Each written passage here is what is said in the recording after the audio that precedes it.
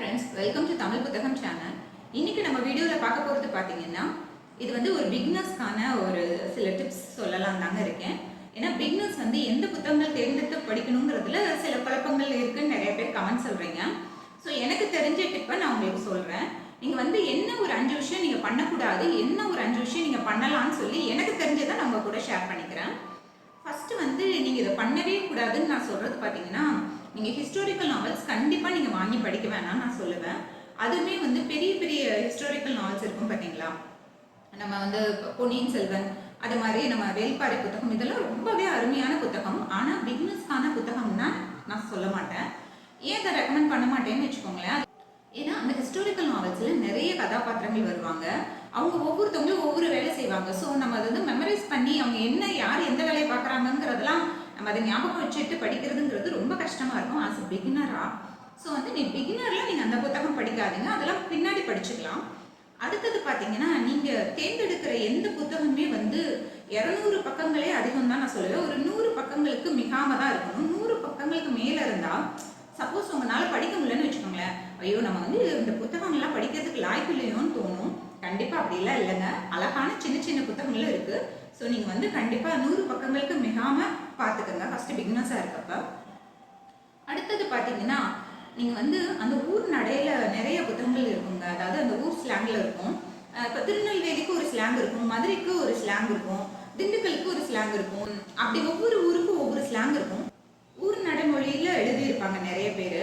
அந்த புத்தகங்களை நீங்கள் ஸ்டார்டிங்கில் வாங்கி படிக்காதீங்கப்பா. ஏன்னா வந்து அது வந்து உங்களுக்கு கொஞ்சம் கஷ்டமாக இருக்கும். அந்த வழக்கு வந்து நம்ம ஊர் வழக்கு புரிஞ்சு படிக்கிறதுங்கிறது கொஞ்சம் டிஃபிகல்ட்டான டாஸ்க் தான். பிகினர்ஸ் நீங்கள் அதை படிக்காதீங்க.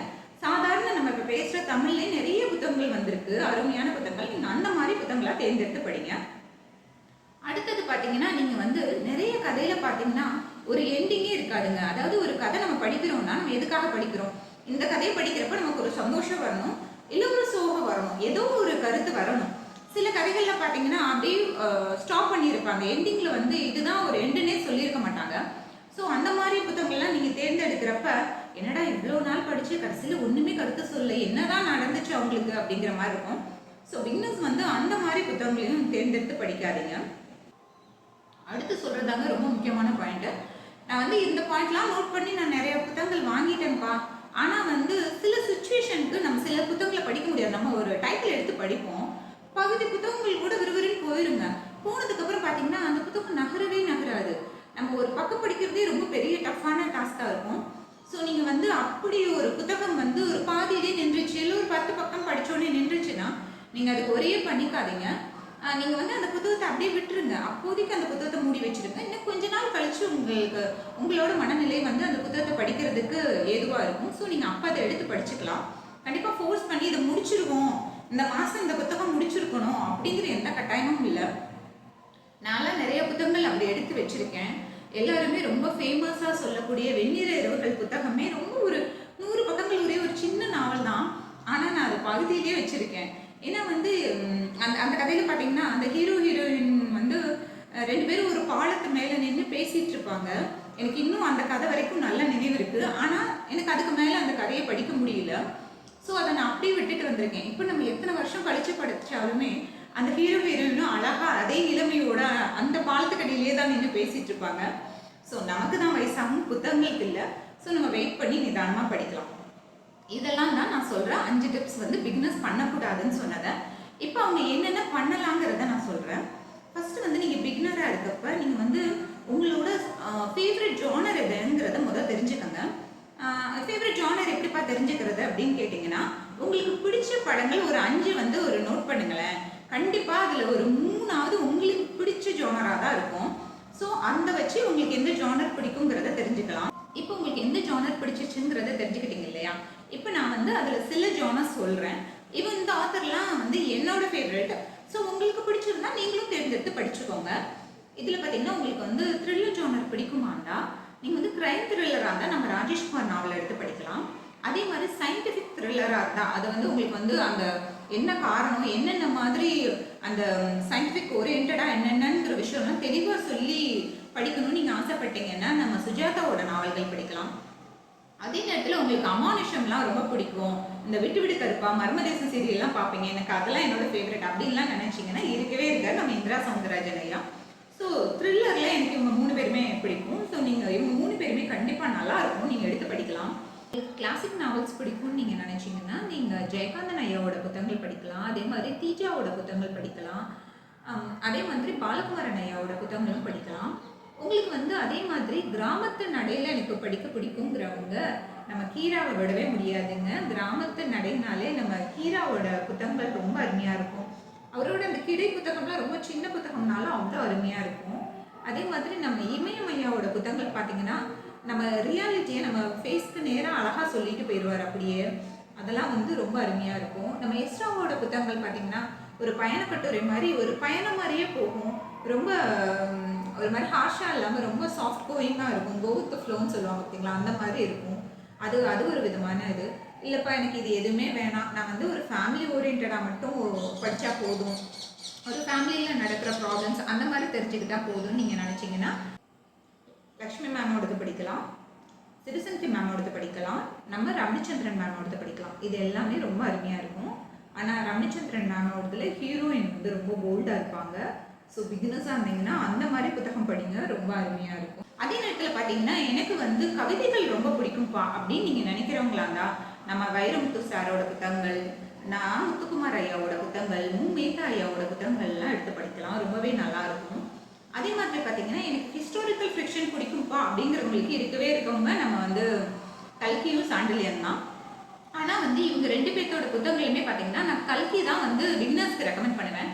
ஏன்னா அவரோட இதில் பார்த்தீங்கன்னா உங்களுக்கு வந்து அந்த வர்ணனைகள் ரொம்ப கம்மியாக இருக்கும், பாயிண்ட்டுக்கு சீக்கிரம் வந்துடுவார். ஸோ ரொம்ப நல்லா இருக்கும். ஆனால் உங்களுக்கு வந்து கவிதைகள் ரொம்ப பிடிக்கும், எனக்கு அந்த கற்பனா சக்தியோட கொஞ்சம் நிறைய வர்ணனைகளோடு படிக்கணும் நீங்கள் ஆசைப்படுறவங்களா இருந்தால் நீங்கள் சாண்டில்யன் சாரோட புத்தகங்களும் தாராளமாக தேர்ந்தெடுத்து படிக்கலாம். அடுத்தது பார்த்தீங்கன்னா எனக்கு ஹிஸ்ட்ரி தான்ப்பா வேணும் ஆனால் டைரெக்டாக வேணும்னு நினைக்கிறவங்களுக்கெல்லாம் நம்ம மதன் சாரும் மருதன் சாரும் முகில் இவங்க 3 பேருமே வந்து கொஞ்சம் நல்லா சொல்லுவாங்க. அதுவும் மருதன் சாரோட புத்தகங்கள் பார்த்தீங்கன்னா பின்னாடி அந்த வருஷம் வாரியாக கொடுத்துருப்பாங்க. ஸோ அது உங்களுக்கு ரொம்பவே யூஸ்ஃபுல்லாக இருக்குங்க.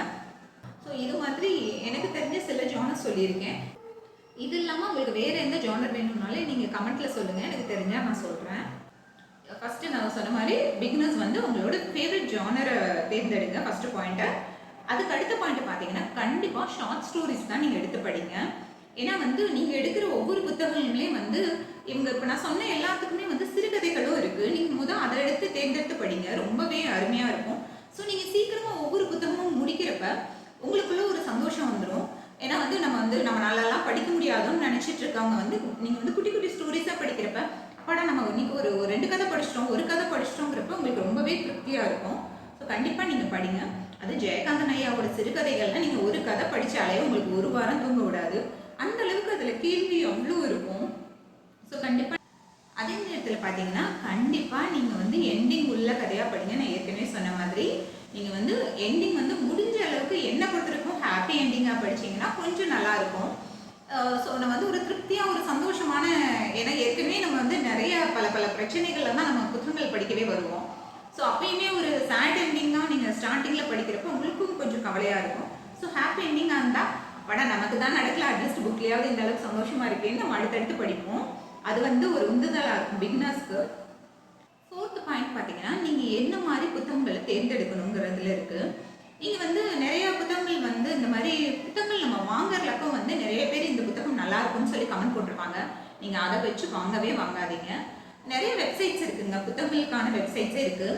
அங்கே வந்து நம்மள மாதிரி படிக்கிறவங்க வந்து இந்த புத்தகங்கள் நல்லா இருக்குன்னு கமெண்ட் கொடுத்துருப்பாங்க. அந்த புத்தகங்களை பற்றின சம்மரி கூட முதவே கொடுத்துருப்பாங்க. நீங்கள் அதை படித்து பார்த்தீங்கன்னாலே உங்களுக்கு புத்தகத்தை பற்றின ஒரு ஐடியா கிடைக்கும். அதுவும் இல்லாமல் அதை படித்தவங்க தன்னோட மனநிலையை அந்த புத்தகம் படித்ததுக்கப்புறம் எப்படி இருந்துச்சுங்கிறதும் சொல்லியிருப்பாங்க.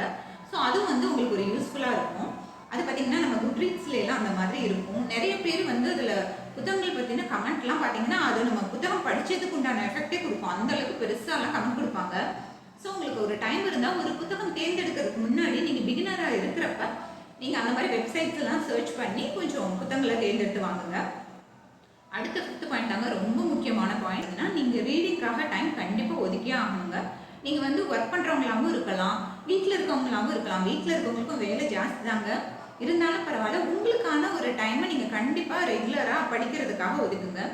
நீங்கள் ரெகுலராக ஒரு டைம் ஒதுக்குறப்ப நீங்கள் ஃபஸ்ட்டு ஸ்டார்டிங்கில் பார்த்தீங்கன்னா ஒரு 1/2 மணி நேரம் நீங்கள் ஒதுக்குனா கூட போதுங்க.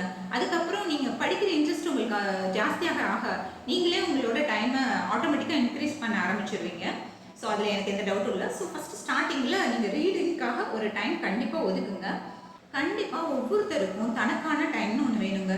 நம்ம எவ்வளோ வேலை பார்க்குற மனுஷராக இருந்தாலும் சரி, நமக்காக ஒரு டைம் ஒதுக்காட்டி எப்படி? நம்ம ஒரு நாள் 24 மணி நேரம் இருக்குன்னா அந்த 23 மணி நேரம் கூட நம்ம எல்லாத்துக்காகவும் வேலை செய்கிறோம், நமக்காக செய்கிறோம், நம்ம வந்து ஒரு கமிட்மெண்ட்டுக்காக செய்கிறோம்னு வச்சுக்கோங்களேன். ஆனால் உங்களுக்காகன ஒரு சில டைம் வேணும் இல்லையா? நீங்கள் வந்து ஒரு வயசான காலத்துலையோ இல்லை ரொம்ப கொஞ்ச நாள் கழிச்சு கூட நாங்கள் திரும்பி பார்க்குறப்ப நான் வந்து எல்லாத்துக்காகவும் தியாகம் பண்ணேங்கிறது வேண்டாம்னு நான் நினைக்கிறேன். நமக்காக நம்ம வாழ்கிறப்பே கொஞ்சம் வாழ்ந்துட்டு போயிடலாம். ஸோ உங்களுக்காகன்னு கொஞ்சம் டைம் கண்டிப்பாக ஸ்பெண்ட் பண்ணுங்கள். உங்களுக்கு புத்தகத்தில் ஆர்வம் இருக்கிறப்ப நீங்கள் கண்டிப்பாக அதை வந்து நீங்கள் செய்யணும்னு நான் சொல்லுவேன். அப்படி செய்யாமல் விட்டிங்கன்னா அந்த புத்தகங்களுக்கு பண்ணுற துரோகம்னே நான் சொல்லுவேன். ஏன்னா வந்து உங்களுக்கு அந்த ஆர்வம் இருக்கிறப்ப நீங்கள் வந்து யாருக்காகவும் நம்ம தியாகியாக காட்டிக்கணுங்கிற அவசியமே இல்லைங்க. நம்ம வாழ்க்கையை நம்ம வாழ்கிறப்பயே வாழ்ந்துட்டு போயிடணுங்கிறது தான் என்னோட ஒப்பீனியன். உங்களுக்கும் அதே மாதிரி கருத்து இருக்காங்கிறத கமெண்ட்ல சொல்லுங்க. அதே மாதிரி நீங்க படிச்சு உங்களுக்கு வந்து இதை வந்து பிகினர்ஸ் கண்டிப்பா படிச்சிருங்கப்பா அப்படின்னு உங்களுக்கு தோன்ற ஒரு புத்தகத்தையாவது நீங்க இந்த கமெண்ட்டுக்கு கீழே நீங்க கண்டிப்பா மென்ஷன் பண்ணுங்க. ஏன்னா வந்து பிகினர்ஸ்க்கு வந்து அது வந்து ரொம்பவே ஹெல்ப்ஃபுல்லா இருக்கும். இந்த வீடியோ உங்களுக்கு எல்லாருக்கும் பிடிச்சிருக்கும்னு நான் நம்புறேன்.